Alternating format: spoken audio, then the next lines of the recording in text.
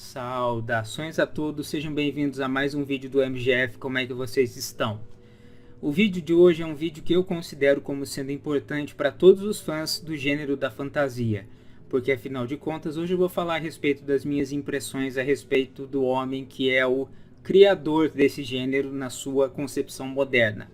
Eu estou falando obviamente de J.R.R. Tolkien, ou J.R.R. Tolkien aqui no Brasil, o criador da Terra-média, de O Senhor dos Anéis, do Hobbit, de Arda e de uma grande mitologia, de uma grande história, um grande universo. Esse vídeo não há que se falar nada em spoilers, porque afinal de contas é um vídeo apenas opinativo, então não se esquentem com isso.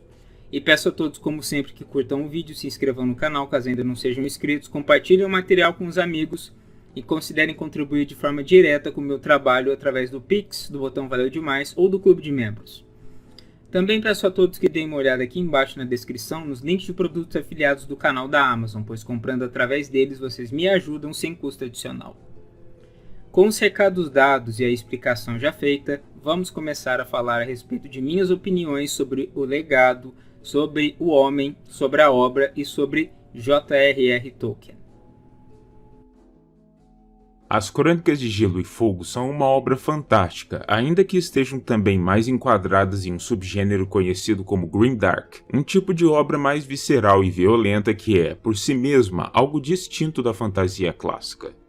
Apesar disso, ela não deixa de ser uma história fantástica, e se histórias como a obra de Martin e outras tantas semelhantes existem nos dias de hoje, uma boa dose de gratidão deve ser dispensada por todos nós, fãs desse gênero, ao homem que é considerado como o mestre e o pai desse gênero literário, John Ronald Reuel Tolkien, mais conhecido simplesmente como J.R.R. Tolkien, tido como o primeiro autor do gênero de fantasia em sua concepção moderna e o criador de muitos dos estereótipos e das regras que seriam mais tarde replicadas e repetidas em outros trabalhos fantásticos, e por conta disso, o MGF Opina de hoje tratará inteiramente de minha opinião e de minhas visões pessoais a respeito do homem, da vida e da obra desse grande autor, considerado como um dos mais importantes e influentes em toda a história do mundo, e que alcançou um patamar de sucesso tal que é hoje estudado no ambiente acadêmico à exaustão, e é considerado como um dos autores clássicos da literatura, ainda que seu estilo seja de certa forma único no mundo.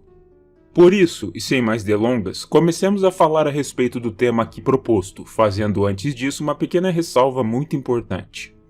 O MGF é um espaço de discussão de ideias aberto a todos, e a maioria das pessoas que aqui frequentam são fãs tanto das crônicas quanto do legendário. Dessa forma, e como maneira de preservar sempre a harmonia entre a minha comunidade, discussões idiotas e infrutíferas sobre quem seria melhor ou pior no que quer que seja não serão toleradas de maneira nenhuma e os responsáveis serão sumariamente silenciados sem aviso. Dito isso, podemos começar. J.R.R. Tolkien nasceu em um período complicado da história humana, o auge da era colonial europeia e o tempo conhecido entre os europeus como a Paz Armada ou a Paz Vigilante, em que nações de todos os cantos do continente afiavam suas adagas metafóricas, prontas para travar em guerra se necessário fosse, por motivo de alianças militares, aventuras coloniais ou simplesmente por desavenças políticas e territoriais. Esse também foi um período considerável de desenvolvimento tecnológico, a que Tolkien assistiu em primeira mão, e esses dois fenômenos fizeram com que sua vida fosse marcada de maneira muito forte.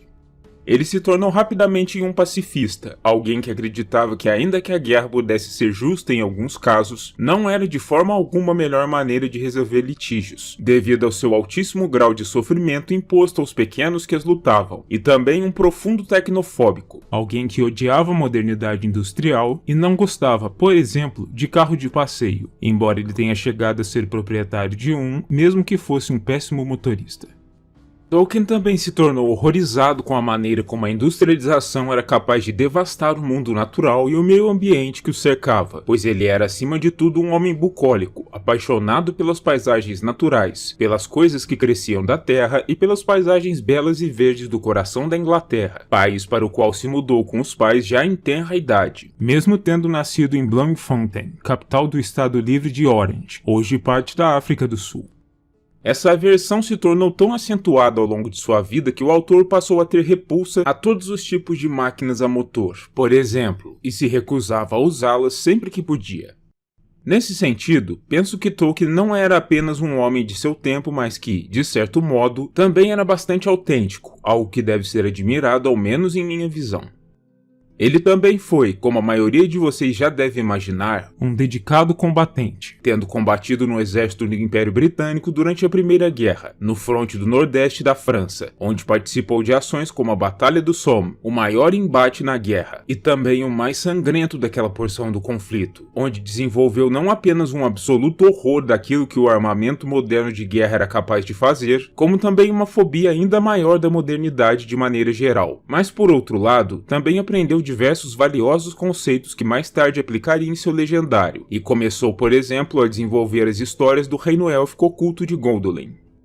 Para mim, a experiência de Tolkien com a guerra significa não apenas que ele era, sim, um homem de valor, que apesar de ter uma alma pacifista, não pensou duas vezes antes de se alistar para servir ao seu país, mas também um indivíduo capaz de uma impressionante metamorfose, transformando as experiências mais traumáticas da guerra que sofreu até a ser enviado de volta à Inglaterra, por ter contraído a chamada febre de trincheira, em conceitos que ele mais tarde usaria para moldar seu grandioso universo fantástico, ou seja, ele literalmente tornou más experiências em boas marcas para as vidas de milhões de leitores, além de ser, segundo especialistas no assunto, muito preciso e coerente em suas descrições de batalhas, formações de combate e movimentações de tropas, graças ao seu treinamento de oficial e às experiências vividas em loco na guerra, algo em que difere, por exemplo, de George Martin, que poderia também ter tido sua experiência de combate no Vietnã, muitos anos mais tarde, mas conseguiu junto ao governo dos Estados Unidos uma dispensa por questão de objeção de consciência, por ser um homem que não acreditava de todo naquilo que seu país vinha fazendo na nação do Sudeste Asiático. E apenas como um complemento, eu concordo plenamente com Martin nesse sentido.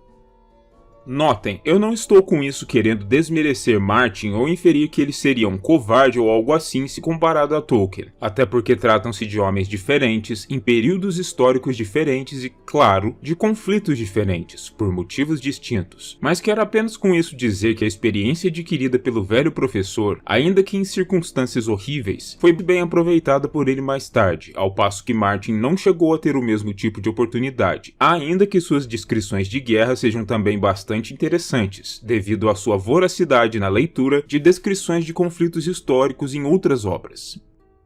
Tolkien iniciou seu grande trabalho da vida, que seria mais tarde compilado e publicado como Silmarillion, já nas trincheiras em 1916 com o conto de A Queda de Gondolin, mas em 1930 ele começou a contar aos filhos, na hora de dormir, uma história de um hobbit que estava inserido em um mundo com um vasto passado, e tal passado inserido nessas histórias infantis era justamente o material de O Silmarillion. O conto infantil que Tolkien concebeu para seus filhos acabou por ser expandido, até o ponto de ser publicado na segunda metade dos anos 30 como O Hobbit, a aventura de Bilbo Bolseiro, enquanto auxiliava o mago Gandalf e a companhia de anões de Thorin Escudo de Carvalho na tentativa de retomar Erebor, a Montanha Solitária, da custódia do terrível dragão Smaug. Essa história em particular é para mim um pouco infantil, por motivos óbvios, mas ainda assim foi um belo início para o autor no gênero fantástico. Cerca de 17 anos mais tarde, já nos anos 50, Tolkien coroou suas realizações como autor de fantasia e como pai desse gênero em sua forma moderna, publicando o maior trabalho de toda sua vida, O Senhor dos Anéis, uma história em 3 volumes que contava a saga heróica de diversos personagens, em especial 4 pequenos hobbits, um tipo de humanos diminutos concebidos pelo próprio Tolkien em sua maior parte, para atingir a Montanha da Perdição, a fonte suprema do mal na Terra-média, para destruir o artefato de poder mais perigoso do Senhor Supremo do Escuro, o Um Anel, que se caísse em mãos erradas, poderia representar o fim do mundo tal como o conheciam. Essa obra, considerada como um clássico não apenas da literatura de fantasia, mas da literatura em geral, é repleta de temas e aplicações que falam fundo sobre a visão de mundo do próprio Tolkien, ainda que ele mesmo costumasse rejeitar o uso de alegorias em suas obras, e trata em especial de valores caros ao cristianismo católico, religião praticada por Tolkien desde a juventude. Acho que não é nem preciso dizer que eu, sendo um cético por natureza, não comungo de muitas das visões do professor no que diz respeito aos valores que ele se inspirava em sua obra, tanto no sentido cristão quanto no sentido de conservadorismo. Mas ainda assim, acredito que a obra tem em si um enorme valor, e falando sobre minhas preferências pessoais, a coisa que mais admiro no Senhor dos Anéis, no Hobbit e em outras criações ambientadas em Arda é justamente a capacidade singular que Tolkien tinha para criar mundos críveis e complexos, repletos de nuances, locais, nomes, políticas independentes, detalhes absurdamente aprofundados, descrições meticulosas e, o mais surpreendente de tudo para mim, seus próprios idiomas completos, até mesmo com sistemas de escrita próprios, criados pelo próprio Tolkien, dos quais o mais famoso é naturalmente o Tengwar, ou alfabeto Fëanoriano. No que diz respeito à questão maniqueísta e ao forte apelo moral da obra de Tolkien em si, esse é um lado que já me agrada menos. Eu tendo a não me interessar muito por histórias de cunho moralizante, preferindo muito mais narrativas como as crônicas, onde o bem e o mal existem de maneira completamente difusa e não existe nenhum tipo de tentativa escancarada de se passar alguma espécie de valor moral e ético objetivo por parte do autor, embora isso às vezes aconteça naturalmente, pois toda obra tem seu valor moral, independente das ações ou da intenção do autor. Por isso, não posso me declarar como um enorme e ardoroso fã do universo da Terra-média, mas aprecio alguns de seus aspectos, como as grandiosas batalhas, o exotismo representado pela vinda dos 5 magos ao mundo físico para auxiliar os povos livres na luta contra Sauron, a existência de civilizações exóticas como os Haradrim, entre outros elementos. Dessa forma, resumindo minha opinião, eu diria que a obra de Tolkien não é de modo algum perfeita, como algumas pessoas parecem pensar ou dar a entender, mas é sim fundamental para a própria existência do gênero da fantasia, e como tal, acredito que o velho professor, que ainda por cima era um ser humano admirável, polivalente e um legítimo polímata moderno, merece todo o respeito e todas as aclamações, apesar de minhas pequenas discordâncias pessoais com ele, nada que desabone sua obra ou me impeça de apreciá-la. E antes de encerrar o vídeo, deixo aqui um agradecimento muito mais do que especial ao meu amigo e colega César Machado, co-criador do canal Tolkien Talk, que eu reputo como sendo o melhor canal sobre a temática tolkieniana em todo o YouTube e em qualquer idioma, que me ajudou revisando e enriquecendo muito este roteiro, além de também corrigir eventuais pequenos deslizes da minha parte, com seus aprofundados conhecimentos sobre a obra. Os meus mais sinceros agradecimentos e um grande e efusivo abraço, meu caro Hobbit.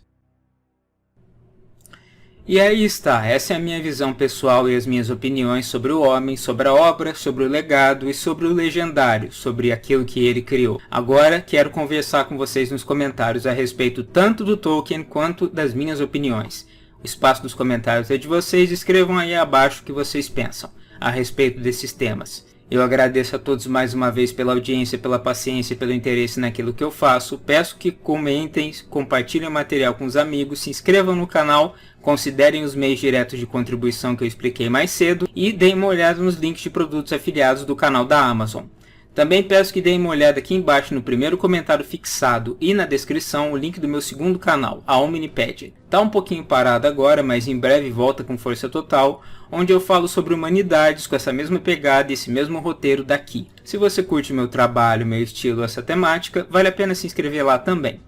Eu mais uma vez agradeço imensamente a ajuda que o César me deu na confecção desse roteiro. Sem ele esse roteiro não teria metade do brilho que teve, então um grande abraço meu camarada. E aproveito antes de encerrar o vídeo para fazer um comunicado chato porém importante, porque ele provavelmente vai impactar no futuro imediato do canal.